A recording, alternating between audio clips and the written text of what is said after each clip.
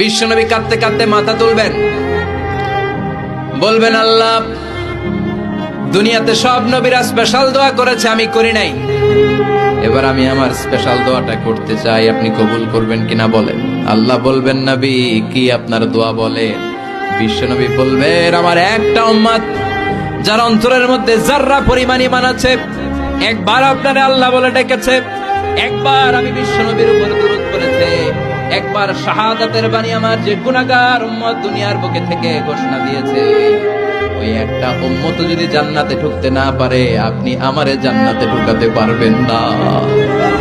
আল্লাহ বলবেন, সাল তুতা, সাল সাল তুতা, ওয়াশফা তুশাফা, শাফাত করেন নবী করেন, যার জন্য দোয়া করবেন আমি কবুল করে নেব।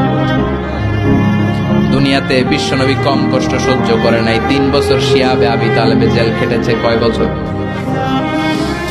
দুর্ভিক্ষের বছরগুলোতে বিশ্বনবীর পেটে দানা পানি ছিল না।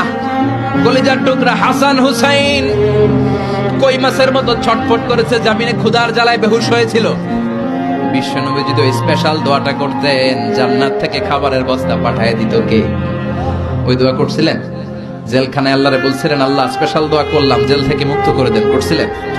যুদ্ধের ময়দানে নিজের দাঁত ভেঙেছে, উহুদের ময়দান সাক্ষী, বিশ্বনবীর মুবারক রক্তে উহুদের ময়দান রঞ্জিত হয়েছে।